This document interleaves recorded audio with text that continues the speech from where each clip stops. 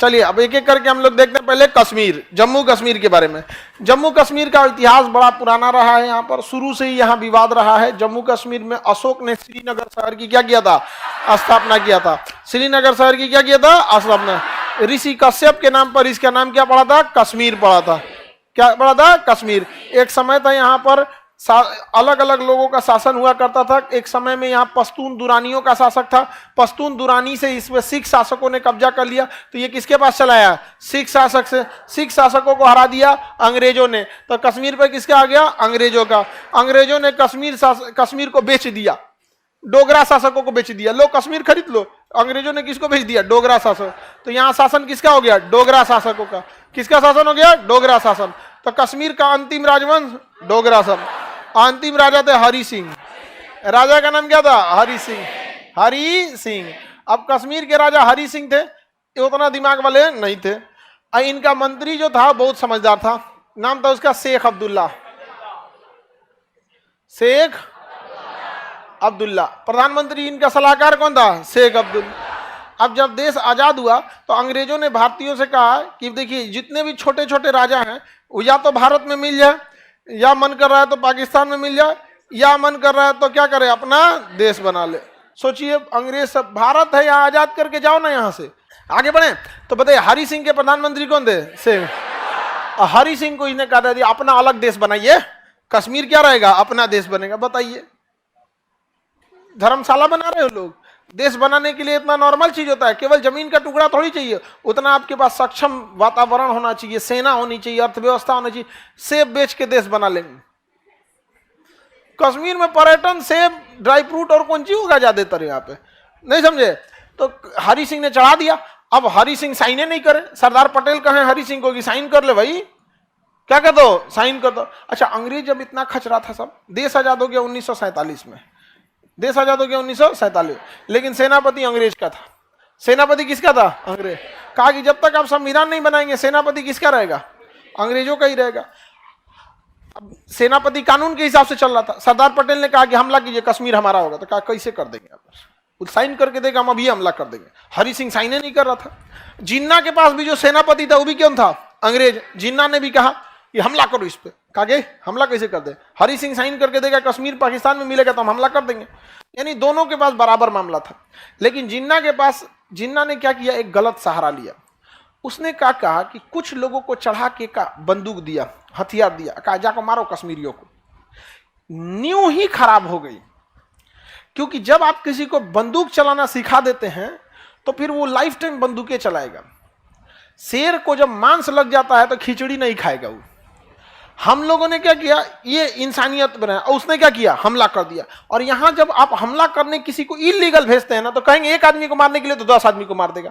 सेना अगर हमला करेगी तो मार के काम खत्म होगा, लौट आएगी। नॉर्मल आदमी को भेजा, मार देगी, उसका दुकान शटर तोड़ देगी। सोना का दुकान है, लूट। यहाँ एथिक्स खत्म, मोरल खत्म, कोई कंट्रोल करने वाला नहीं रहेगा, लूट खसोट ज्यादा हो जाएगा। जबकि बाकी में ऐसा नहीं होता है। आप ही लोग को पुलिस बंदूक दे दिया, कहा जाए कि पूरे शहर की सुरक्षा व्यवस्था आपके हाथ में, रात में तुम ही लोग ताला तोड़ने लगेगा। नॉर्मल पुलिस रात भर आपका दुकान किसके भरोसे खुला बंद रहता है, पुलिस का। कभी सोचे जिस दिन वो चाह देगी क्या होगा, एक सड़क पे 2 जीप उधर 2 जीप इधर है, भाग यहां से, रास्ता खाली हो जाएगा। लेकिन आप कितनों गरिया लीजिए पुलिस को, लेकिन अल्टीमेट आप उन्हीं के पास जाते हैं। सोचिए आज हम लोग आवाज उठाते हैं पुलिस के ऊपर, आधा घंटा लग गया पुलिस को आने में। भाई आपके घर से पुलिस स्टेशन जितना दूर है ना, पुलिस स्टेशन से आपका घर भी उतने दूर है। तो हर इधर से कौन घुसा दिया, सेना, जिन्ना। सेना घुसाया कि आतंकवादी सबको। आतंकवादी ने जमीन कब्जा किया ही, लोगों का सामानों लूटने लगे सब। हद तब हो गया जब वहां वो हमला करते थे सब ना, तो इतना एरिया कब्जा किए, तो वहां महिलाओं को लेके, लड़कियों को लेके जाने गए, हम ब्याह करेंगे। आगे बढ़ाना तो एक और लड़की दिखी तो एक से कर लेंगे हम। लूट खसोट इतना रद्द कर दिया, इतना तबाह कर दिया कि हरि सिंह कहा कि भाई अब हमरो यहां से उठा मत ले जाए। तब हरि सिंह भागे भागे आए सरदार पटेल से मदद मांगने, नेहरू से। नेहरू जी हमारी मदद कीजिए, तो क्या जरूर करेंगे। सरदार पटेल कहे जरूर करेंगे, पहले साइन कराइए करा से। ढेर होशियार बन रहा था तो साइन किया, मैं भारत में विलय करता हूं। तो भाई हरि सिंह का तो एरिया ये पूरा है ना, ये पूरा एरिया है।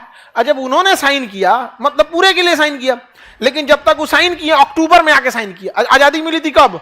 अगस्त में। अगस्त, सितंबर, अक्टूबर, लास्ट अक्टूबर, 26 अक्टूबर को जाके कर रहा है। बताइए अक्टूबर खत्म करके 26 अक्टूबर को कर रहा है। 3 महीना में कितना हमला हो जाएगा समझ रहे हैं आप लोग यहाँ पे? तब तक इतना एरिया कब्जा कर चुका था। तब हरि सिंह आए। तब कौन किए? हरि सिंह साइन किए और कहे बचा लीजिए। तब सरदार पटेल ने साइन कराया और सरदार पटेल जो गृह मंत्री थे तुरंत जाके अंग्रेजों की सेनापति को दिए, ये देखिए अब साइन हो गया, अब तो हमला करेंगे ना, अब आप स्वतंत्र हैं, अब हमला कर सकते हैं। तो जवाहरलाल नेहरू प्रधानमंत्री थे, सरदार पटेल, ब्रिगेडियर उस्मानी को भेजा गया। किसे भेजा गया? ब्रिगेडियर उस्मानी। जिन्ना का हालत खराब हो गया क्योंकि ब्रिगेडियर उस्मानी जो थे ना उस समय ब्रिटेन की आर्मी से, इंग्लैंड से ट्रेनिंग लेके आए थे। उस समय का सबसे बड़ा जो ट्रेनिंग एकेडमी वहां था और जिन्ना ने उनको ऑफर दिया था, आ जाइए हम आपको अपने यहाँ का सेनापति बना देंगे। जिन्ना ने ऑफर दिया था ब्रिगेडियर उस्मानी को, क्या बना देंगे? सेनापति बना देंगे आप। तो ब्रिगेडियर उस्मानी ने कहा कि जिस देश की धरती की शपथ लिए थे, जिस देश की धरती का हमने मेडल पहना था, जिसने हमें नौकरी दिया था, और जब हथियार उठाने से पहले जब हम सर्विस में आए थे तो जो शपथ लिए थे, आपके सेनापति बनने के लिए हम उस भारत का शपथ कैसे भूल जाए? भूल जाइए, आपका पाकिस्तान बन गया है, मरेंगे तो इसी धरती पे मरेंगे यहाँ पर। तो ब्रिगेडियर उस्मानी को जब कमांड दिया गया तो उसके बाद से पाकिस्तानी 1 इंच आगे नहीं बढ़ सके थे। 1 इंच आगे पाकिस्तानी नहीं बढ़ सके थे। यहां से पूरी तरह से ब्रिगेडियर उस्मानी ने क्या किया? सेना बिछा दिया और पाकिस्तानियों को खदेड़ना चालू कर दिया यहां पर, और पाकिस्तानी सबको पीछे ढकेलने लगे। नौशेरा एक जगह है कश्मीर में जहां पाकिस्तानियों ने अपना गढ़ बना लिया था और वहां पूरा गोदाम बना लिया था गोला बारूद का, और नौशेरा में पूरे ब्रिगेडियर उस्मानी 1 दिन में कब्जा कर लिया, गोदाम वोदाम सब उड़ा दिए, भाग गया सब पाकिस्तानी का। यही हथियार का यूज करो यहाँ पे। ब्रिगेडियर उस्मानी की एक समझिए एक अच्छाई कहिए खराबी, ढीठ बहुत थे, ढीठ बहुत थे। वहां पे युद्ध के मैदान में ही जाके उनको समझाते थे अपने सैनिकों को। अब जगह कोई सिपाही है और उसके बीच में ब्रिगेडियर आ गया, ब्रिगेडियर का पावर बहुत बड़ा होता है, समझ में आ गया कि नहीं आ गया? जब सामने ब्रिगेडियर खड़ा रहे तो सिपाही का मनोबल इतना बढ़ जाएगा कि कुछ उखाड़ के फेंक देगा वहां पे। इसी बीच में जब ब्रिगेडियर उस्मानी थे तो एक तोप का गोला इनके ऊपर आके गिर गया। हालांकि कई बार ये बच चुके थे। एक बार तोप का गोला जैसे जहां खड़े होते हैं भाषण देने गए ना, जैसे वहां से भाषण देके खत्म होके हटे तुरंत वहां एक तोप का गोला गिरा। जिस जगह पे थे भाषण दे रहे थे उसी जगह पे जैसे खत्म हो गया, उसका जैसे गए अपने जीप में बैठे वहीं गोला गिर गया। तो लोगों ने बताया कि सर आप जहां थे वहीं पे तोप का गोला गिर गया था। तो कहे कि तोप के गोला को भी पता है ब्रिगेडियर की इज्जत की जाती है। तो हरि सिंह की गलती की वजह से ये एरिया किसने कब्जा कर लिया? अब जवाहरलाल नेहरू को ये लगा कि हम मुकदमा कर देते हैं, हम क्या करते हैं? केस कर देते हैं। कहां पर? यूएनओ में। कहां केस करेंगे? यूएनओ में। अब जवाहरलाल नेहरू चूंकि वकील थे, उन्हें लगा केस लड़ लेंगे, लेकिन ये नहीं समझ पाए अंग्रेज यूएनओ ऐसा संस्था बनाए जहां कोई भी मामला फंस जाता है, और लेके चले गए कश्मीर मामला को कहां पे?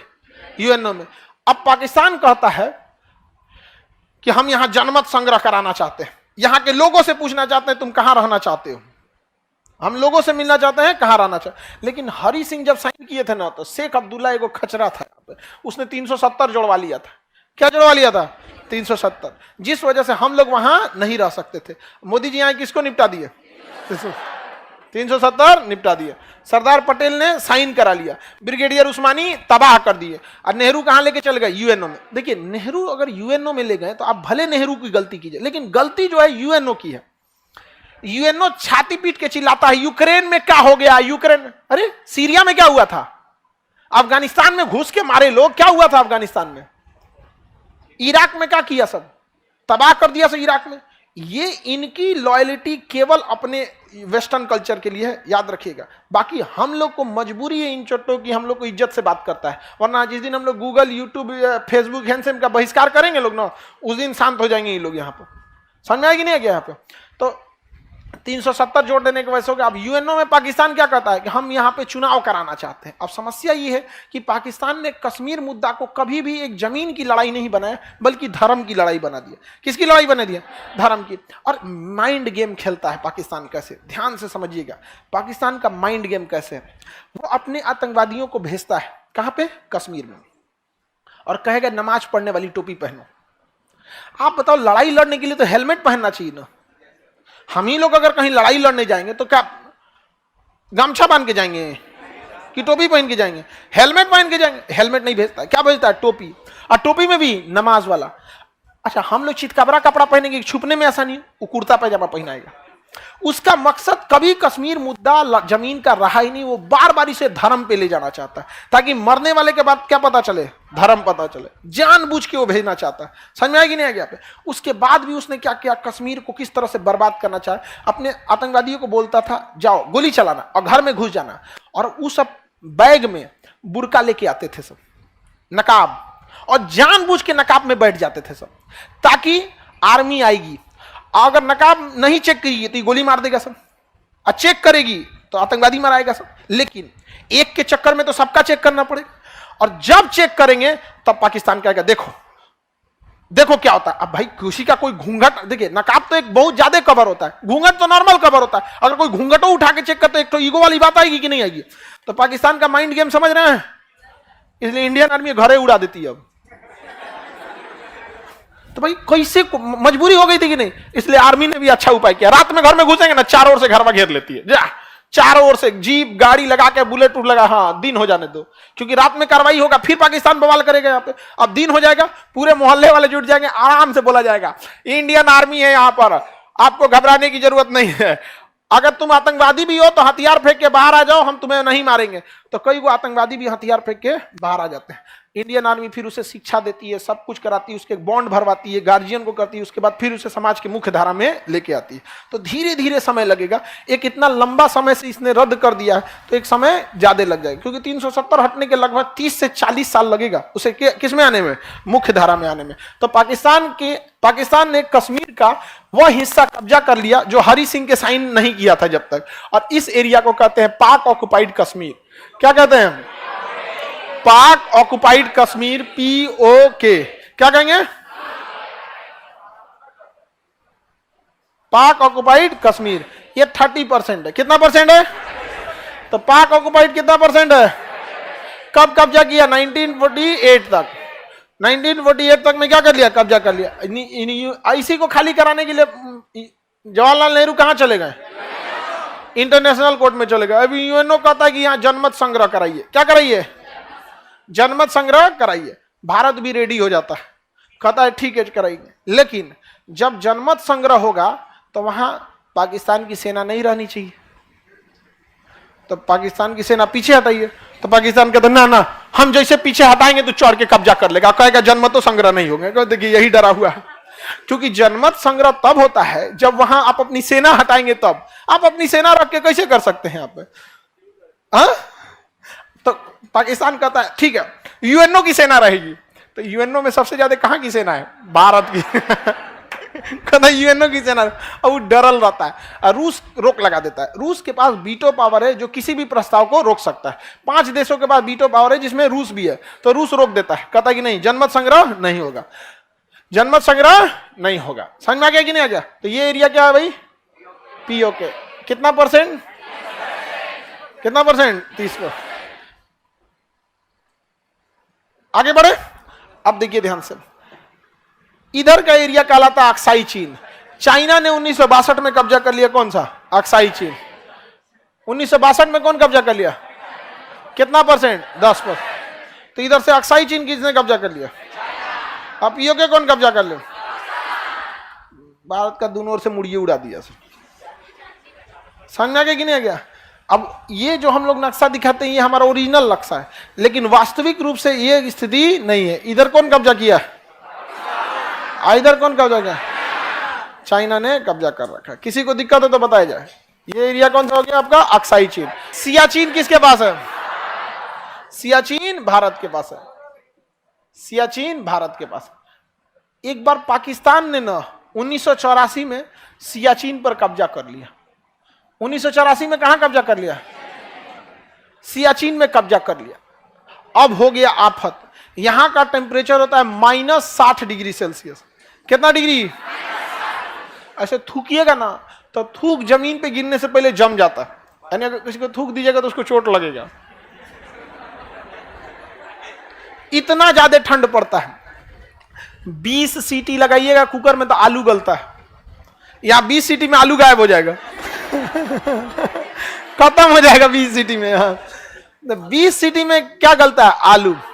वहां पानी होता ही नहीं है, खौलाना पड़ता है पानी के लिए। यहाँ पे इतना ठंड में कोई लड़ाई कैसे लड़ेगा?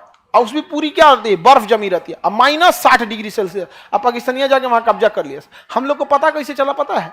कुछ पर्वतारोही आए थे सब भारत में चढ़ने के लिए पहाड़ के, तो उनके पास कुछ नक्शा था, तो उन्होंने कहा कि अभी हम पाकिस्तान से भी परमिशन लेके आए हैं, उन्होंने भी हमें परमिशन दे दिया है सियाचिन पे चढ़ने के लिए। तो इंडियन आर्मी कहेगी रे चोट्टा कहीं कहा, सियाचिन पे चढ़ने के लिए परमिशन तुम पाकिस्तान से लाया है? तो भारतीय सेना जो थी समझदार थी, रिएक्ट नहीं की। समझदार आदमी रिएक्ट नहीं करता, देखिएगा ना, जो समझदार रहेगा ना उसके काम लायक चीज रहेगा तो उस पर सबसे कम रिएक्ट करेगा, ताकि आपको आभास ना होने दे। अच्छा कहा ठीक है पाकिस्तान से लिए, नक्शा देखा, एगो फोटोकॉपी करा के रख लिया। अब उसको बता देते तो पाकिस्तान में बोलता कि आपका नहीं है का हो, इंडियन आर्मी पूरी तरह हड़क गई थी। अब भारत ने सोचा कि बाप रे बाप, इस ससुरा पीओके ले गया, अक्साई चीन ले गया, चढ़ गया किस पे, सियाचिन पे। अब इंडियन आर्मी भेजी सियाचिन पे रेकी करने के लिए, रेकी मतलब जासूसी करने के लिए। जो गया उनको ठंडा मार दिया, वापस आए लोग, उन लोग पता चला कि यहां लड़ना असंभव है, क्योंकि जिस कपड़े की जरूरत है -60 डिग्री सेल्सियस का कपड़ा, ये कपड़ा हमारे पास अवेलेबल नहीं है। हम लोग ये कपड़ा लेके लड़ाई, नॉर्मल कपड़ा में लड़ाई नहीं लड़ पाएंगे। तब पता चला कौन कपड़ा बनाता है, तो नॉर्वे नामक एक देश था। एक देश का नाम क्या था? नॉर्वे देश वो कपड़ा बनाता था। तो भारत ने कहा कि ठीक है अगले साल हम लोग युद्ध करेंगे, हथियार वगैरह रेडी रखो, और नॉर्वे से कपड़ा मंगाते हैं। तो नॉर्वे से जब कपड़ा मंगाया गया तो कपड़ा बहुत हल्का था और ठंड पूरा रोक लेता था। तो लोग, इंडियन आर्मी ने कहा कि ठीक है, नॉर्वे की कंपनी कहा कि हमको कपड़ा ऑर्डर करना है, 10,000 पीस हमको दे दीजिए। तो नॉर्वे ने ले लिया टेंडर, लेकिन कहा कि हम आपको 2 साल तक नहीं दे पाएंगे, क्योंकि अभी हमारे पास ऑर्डर बहुत ज्यादा है। तो भाई किसी कंपनी के पास ऑर्डर ज्यादा रहता है। इंडियन आर्मी ने रिक्वेस्ट कहा कि हमको अर्जेंट बेसिस में चाहिए, हमको दे दीजिए। तो उसने कहा कि देखिए हमें जो पहला भी ऑर्डर आया ना वो भी अर्जेंट बेसिस का है, पाकिस्तान का। तो इंडियन आर्मी यहाँ में ये कौन सी कर दिया रे तुम यहाँ। अब तो पगला गए हम लोग, क्योंकि उसके पास कपड़े पहले से थे उसके पास, और एक्स्ट्रा मंगा रहा था कौन, पाकिस्तान। अब इंडियन आर्मी कहेगी 1 साल अगर रुकेंगे ना तो पहले ऑर्डर किसको मिलेगा, पाकिस्तान को, सियाचिन हाथ से निकल जाएगा। इंडियन आर्मी अपने जवानों को बुलाई जो सबसे सशक्त थे, और पूछी कि देखिए हमारे पास ये हकीकत है कि जिन कपड़े हमारे पास है उसमें हम लोग सरवाइव करना बड़ा मुश्किल है, यानी अगर जाएंगे 10 लोग तो 5 आदमी तो बीमार पड़ जाएंगे ठंड से। क्या आप लड़ सकते हैं? स्थिति ऐसी है कि अगली साल नामुमकिन हो जाएगा। तो इंडियन आर्मी के जवानों ने कहा कि हम बिल्कुल लड़ेंगे, इसी कपड़ों में लड़ेंगे, और आजे से चढ़ाई कर देते हैं। तो 1 साल वेट नहीं किया गया, जबकि अगले दिन ही चढ़ाई के लिए भेज दिया गया। यहाँ पे डर इस बात का था, पता है क्या है, हमारे सैनिक बीमार पड़ रहे थे, ठंड थी, और वो वहां पहले से थे। अगर पता चल जाता कि इंडियन आर्मी जा रही है तो फिर उनको लिए जीतना एकदम इजी था, क्योंकि पहले से स्टैंड लिया था, मार देते यहाँ पे, और कुछ नहीं करना है, बम का गोला मारते, बर्फ गिरता, भूस्खलन होता, पूरा पहाड़े घसक जाता वहां पे।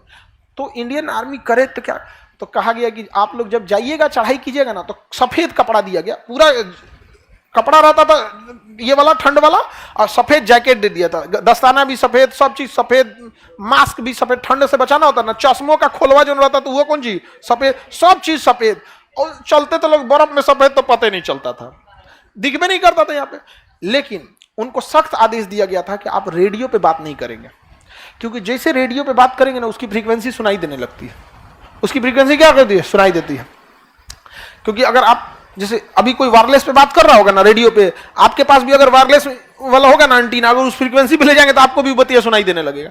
कहा कि इस पे मत रहना वरना पाकिस्तानी सुन लेंगे। सोचिए इंडियन आर्मी को कितनी तकलीफ हुई होगी कि उस दुर्गम परिस्थिति में जाना है जहां कपड़े भी उस लायक नहीं है, लड़ाई भी लड़ना है, बीमार पड़ गए तो रेडियो पे भी नहीं बता सकते, समझा गया कि नहीं।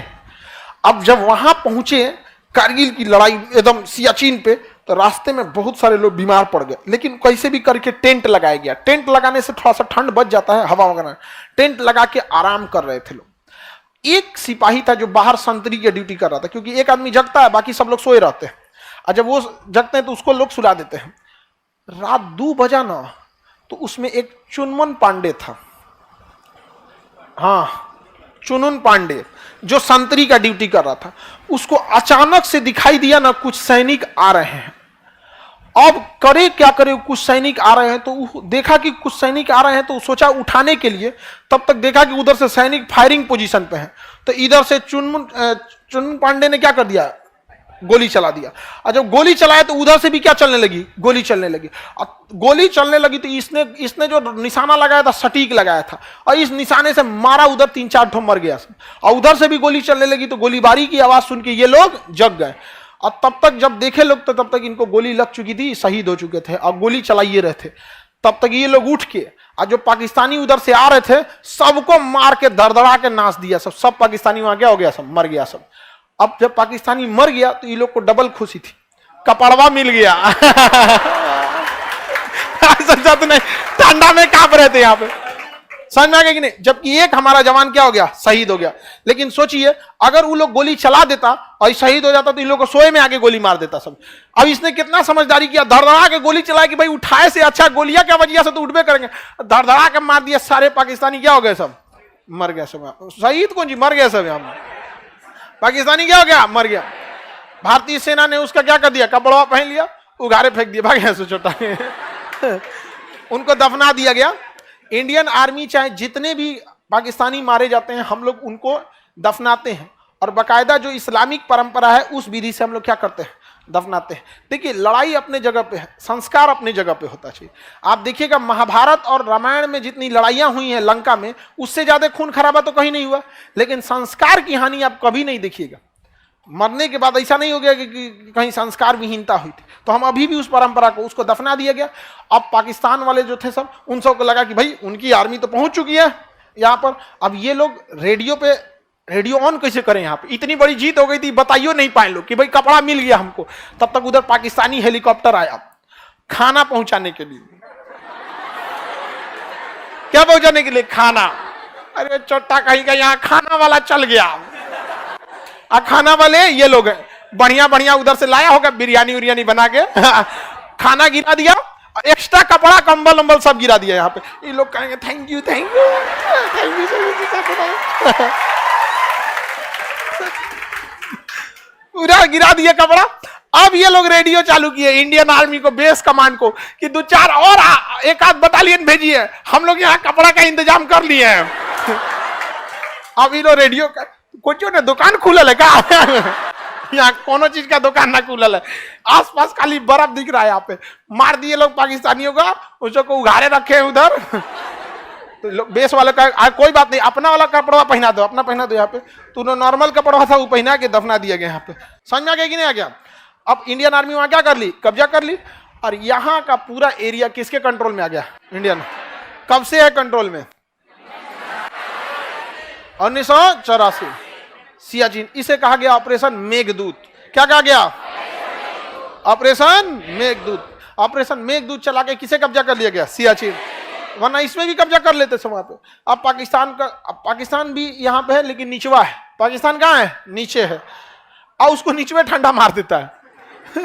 अब यू बैला नीचे है, नीचे उसको क्या मार देता है, ठंडा मार देता है। अब तो पैसा है नहीं जो कपड़ा खरीद सके, तो इंडियन आर्मी से कहता है कि आप लोग भी पीछे हट जाइए। हम भी पीछे हट जाते हैं, क्योंकि हम ही लोग एक दूसरे के लिए तो आखिर वहां खड़े हैं।